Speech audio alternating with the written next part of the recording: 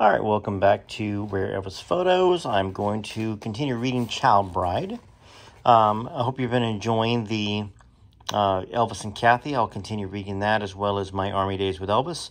If you don't know where to find all the episodes for this, just click on the name Rare Elvis Photos that's below the video that you're watching.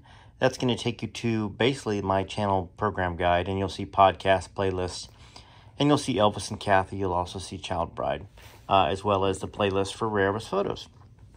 All right, let's go ahead and get started here. This is Imagine If, Chapter 10, The Fantasy Comes True. Please like, subscribe, hit all notifications. If you do happen to run into an ad or two, just, wait for part of them to go and then hit skip, and then you'll be on your way to some more of the story. All right, so the exact date of Priscilla Beaulieu's historic meeting with Elvis Presley is mired in mystery, mostly of her own making. Since she obscured the sequence of events leading to the introduction, it is impossible to pinpoint the date by her accounts. In any event, she claimed not to know or remember the date on which she met Elvis Presley, a circumstance that seems odd in itself. What teenage girl would not record the day she met the most famous rock star in the world?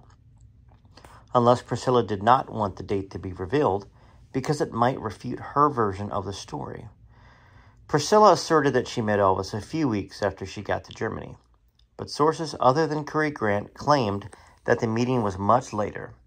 That's not what I recall, stated classmate Helen Delahunt, who remembered Priscilla dating a friend of Helen's brother before she met Elvis Presley. Another classmate who lived down the street from Priscilla that fall also remembered her dating a boy from the school before she met Elvis. Since the first day of school was September 10th, 1959, and Priscilla met Curry when the Beaulieux arrived in Germany in mid-August or so, she had to have been dallying with Curry for at least several weeks prior to the famous introduction. Okay, so let's stop there. So real quick. So they got there September 10th. We know Elvis left March 3rd, March 10th, something like that, of 1960. So let's continue here reading, so we just getting the dates straight. Curry and Carol Grant placed the meeting sometime in September, probably on a Sunday, possibly the 13th. A few members of the entourage at Elvis's house in Bad Nauheim thought it might have been as late as October. These recollections fitted the surrounding circumstances. Priscilla, true to her covert nature, did not tell a soul, apart from her family, that she was meeting Elvis Presley, the fantasy she had nurtured since she was 10 years old. Then again, she had few friends to tell. Like Elvis, she was a loner and lonely in an emotional exile in Germany. He missing his mother who had just died, and she mourning the father she had just discovered. Well, she wasn't that lonely because she was dating a boy. Almost as soon as she got there. She got there September 10th of, since the first day of school, September 10th. So she started dating a dude pretty quick. So that doesn't seem like that shy of a girl. Carol and Curry Grant picked up Priscilla at the Beaulieux home around 7 p.m. The 14-year-old was chewing bubblegum, Carol remembered, and wearing an old-fashioned midi blouse and a wide skirt over a crinoline. So, Curry, his distinct recollection was that if school had begun for Paul Beaulieu, he made a point of mentioning that it was a school night. Like Cinderella, Priscilla had a 12 o'clock curfew. That's a pretty dang late curfew, everybody, for a 14-year-old girl in 1959. I mean, a lot of girls don't have 12 o'clock curfews these days. All right, so that was the only admonition given. Not watch out for my girl, none of that stuff. With that, the odd menage a trois, Curry, Carol, and Priscilla, took off on the Autobahn for an hour's drive to Wiesbaden to Bad Nauheim, where Private Presley had taken a house. Priscilla, Curry recalled, was delirious, chattering like a little magpie. Do you think he'll like me? Does my hair look okay? Is my outfit all right? Carol and I both told her that she shouldn't look like a little squirrel girl. He's not going to like it. And we'll be out of there in an hour. We both worked on her all the way up there. Now, around 8 o'clock, they pulled up in front of 14 Goethestrasse, the ordinary-looking two-story German house Elvis was occupying. A miraculous transformation occurred. Priscilla stepped out of the car, removed her bubble gum, and became a different person. Carol Grant was mystified by her sudden composure. My God, if it was James Dean and I was 14, I don't know how I would have handled it, but she was quite sure about it. Priscilla was performing her first and most important acting role. She had successfully imitated the Deborah Paget hairdo from Love Me Tender and taken direction from Curry. These she blended with learned behavior from her stage mother Anne and her own instinctive skills at manipulation. To a degree, Elvis Presley was set up for this legendary encounter, though no one dreamed anything serious would materialize. I was still a little leery of Elvis meeting her, Curry confessed, and I didn't think anything would come of it. I thought maybe a one-shot meeting, he would say, nice little kid, cute face, and that would be it. Boy, was I wrong. We were wrong. My wife and I both thought nothing was going to come of it. Priscilla and the Grants, they strode past the crowd of fans clustered outside the house and entered through the front door. A smaller than usual crowd was gathered inside. Elvis's grandmother, his father Vernon, Elizabeth Stefaniak, his pretty blonde secretary and occasional girlfriend, another secretary, V. Harris, and her husband, Rod, Lamar Fike, Elvis's portly Memphis sidekick, who was a cut-up, and an army buddy named Rex Mansfield. True to the Rashomon quality of this historic evening, two other people, Joe Esposito and Charlie Hodge, army mates of Elvis, would claim to have been present, but Curry Grant swears unequivocally that they were nowhere around. I just remember thinking, what am I going to say? Priscilla later remarked, it was like a dream. What does one say to Elvis Presley or to a famous movie star? Curry introduced Priscilla to Rex in the hallway and walked towards the living room where the object of all Priscilla's childhood fantasies. Elvis Presley himself was sprawled in an armchair, dressed in a red sweater. Priscilla was partly hidden behind Curry, who took her by the hand and pulled her up next to him so his famous host could see his guest. Priscilla, true to her nature and upbringing, was preoccupied with her appearance, wondering, do I look okay? Elvis, this is Priscilla, Curry started to say, fulfilling his half of the Faustian bargain and releasing his moral obligation to the Bayous. In that split second, before Curry could even complete his introduction, the lives of Elvis Presley and Priscilla Bayou were forever changed, and pop history was made. If you could have seen his face, Curry recollected, he jumped out of that chair like he was sitting on a hot plate. I have never seen him react to any girl like that, and I'd seen him meet at least 15 beautiful girls. He started bouncing off the walls. Priscilla's first impression was how extremely good-looking Elvis was. I mean, he was even better looking than in Love Me Tender. As she stood in the doorway to the living room, anxiously taking in the scene before her, Elvis got up, walked a few steps toward her. He smiled, shook her hand, his leg twitching, as it did when he was nervous. According to both Carol and Curry, who were standing right beside him, he stuttered, Hi, I'm Elvis Presley. He was kind of a joker, Elvis, Carol said. I don't know if he was doing it as a joke or it slipped out like that, reasserted Curry. When he heard Elvis stutter, before when he was under stress or felt awkward, he said pretzel. Then he grinned and said, what's your name? He knew what her name was, but he got nervous. Carol and I looked at each other as he mumbled and stumbled there for about a minute, and to each other, like, what the hell is going on here? As one of Priscilla's schoolmates, Marianne Barks, would later say, it was like this cosmic force. It was beyond everybody. A meteor lands and poof. I mean, the whole thing was just like magical. So let's take a small little second and talk about that. What do we know about Priscilla at this time? She is imitating Deborah Paget. And, of course, I have a video that I put out yesterday about Deborah Paget and Elvis. So, if Elvis asked Deborah's parents to marry Deborah, he was really, really, really smitten with Deborah. And here comes a Deborah lookalike in Germany, where he doesn't understand the language. Most girls speak German, and here's an American girl who looks like Deborah Paget. So that, I think, is what created that reaction. Not some cosmic thing. She looked like Deborah Paget. And that's who Elvis wanted to marry and be with. And got rejected. So, second chance. All right. The deeper reason Elvis was overcome when he first saw Priscilla would not surface for several months. We were sitting around, about four of us, and we're talking about girls, recalled Curry. Curry told Elvis that he had been wondering what possessed him the night he met Priscilla. Well, he gave me that funny one-sided grin, recalled Curry. When you pulled her in here by the hand, what I saw was a young Deborah Paget. That was the attraction. So there we go. There it is right there.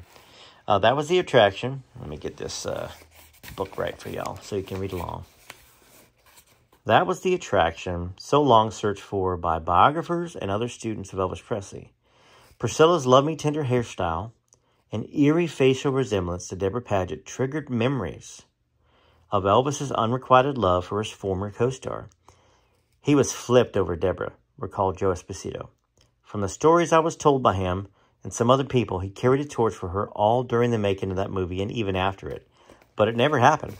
Perhaps when he saw Priscilla Beaulieu, Deborah's apparent reincarnation, Elvis felt he'd been given a second chance.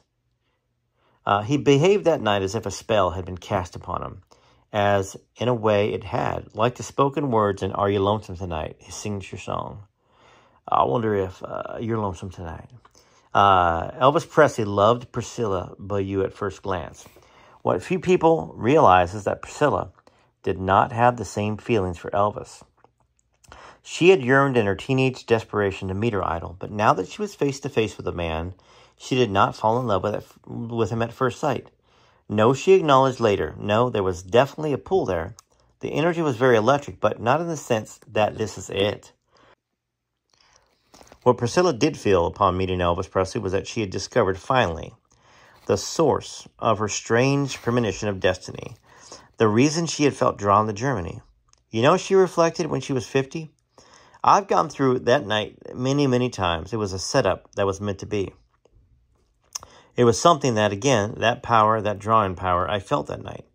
Priscilla barely said a word as Elvis fell all over himself trying to impress her. She was sweet, quiet, demure, submissive, as directed.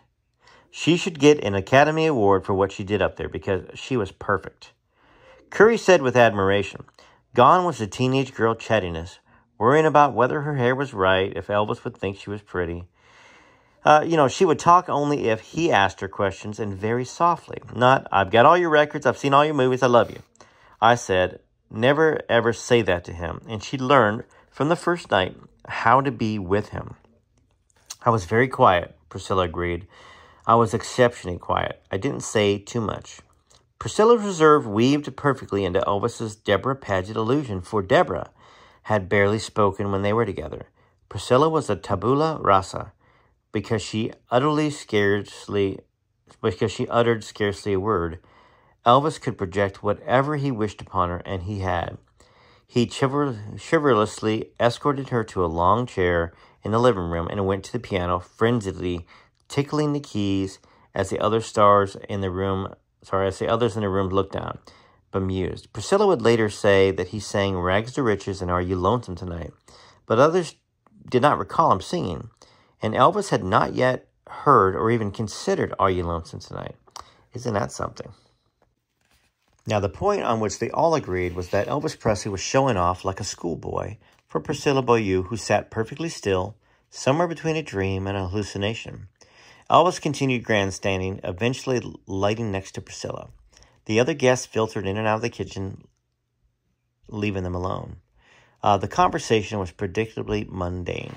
Elvis asked her if she was in school. Priscilla said later, and when she told him she was starting 9th grade, he grinned, exclaiming, "Oh, you're just a baby." Priscilla was not amused. I didn't like that. He would tease me about that. Her self-possession under the circumstances was almost supernatural. Well, I didn't know what to expect, first of all, Priscilla later said. I didn't have a lot to talk about with him. I just remembered being very nervous. I was so out of my realm being a teenager. Priscilla spent the evening, as she would, much of her remaining adolescence and early adulthood silently observing. Elvis left Priscilla's side just long enough to bound into the kitchen, recalled Elizabeth Stefaniak, urging the rest of them to peek at her through the doorway. She looks like a beautiful angel, doesn't she? He exclaimed. Less than 10 minutes later, when Carolyn Curry returned to the living room, he had Priscilla backed up against a wall, recalled Curry, kissing her. By 8:30 or so, Elvis was taking her upstairs to his bedroom. Priscilla would later claim publicly that she and Elvis were downstairs all evening talking, but others who were in the house remembered them disappearing to Elvis's upstairs room. Priscilla later admitted this to Mike Edwards. He just took her by the hand, went up the stairs, and said, "We'll be down later," Curry recalled, and she just went right up there with him. "That's when I began to worry because I know Elvis. There were many times when he'd taken girls up there and he's got no idea of timing. I had to get this girl back by midnight."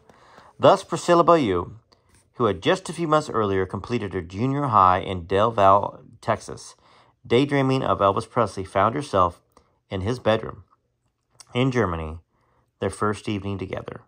The unlikelihood of this scenario captured perfectly the circumstances, for theirs was a match based entirely in unreality. He was literally her fantasy come true. The successor to Mario Lanza in Priscilla's childish fantasy was Elvis Presley, every teenage girl's paradise found. She was his dream girl, the perfect woman Elvis had created in his mind. He told Rex Mansfield the next day that he had been looking for someone like that all of his life. Priscilla, he explained to Rex, had the physical look that he was attracted to, and she was young enough for him to raise her up to suit himself. Mike Edwards characterized it as a fantasy world, not a man and a woman dying with love for each other. On a deeper level, Elvis and Priscilla's union could only be construed as Carmi. She represented the beautiful mother he had just lost. He was the dead father she had just found, a beautiful black-haired soldier who could remove her from reality, who would be her guardian angel and protector. Priscilla's resemblance to Deborah Paget linked her with Elvis's mother in his mind. For, as Joe Esposito would recall, Elvis considered Deborah's face strongly similar to that of Gladys Presley. Of course, the person Priscilla Bayou really resembled was Elvis himself. They were mirror images of each other.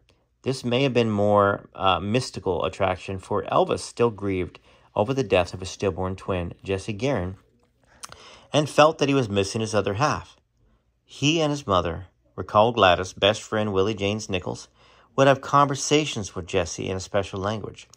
After Gladys Presley's death, Elvis became preoccupied with lookalikes. On a subconscious level, finding Priscilla may have symbolized a reunion with his dead twin. Now, there were clearly psychological and emotional undercurrents to this attraction within Elvis, for he felt instantly intimate with Priscilla in a manner that even surprised her. He was very lonely over there, she said, in the 70s, and he wanted to talk to someone, and he trusted me. For the reasons, he really trusted me, for some reason, and he poured his heart out. I look back now and I go, oh my gosh, yeah, I was so young, and I was 14 years old only. How did that trust develop? I mean, how? Why did he? But he did.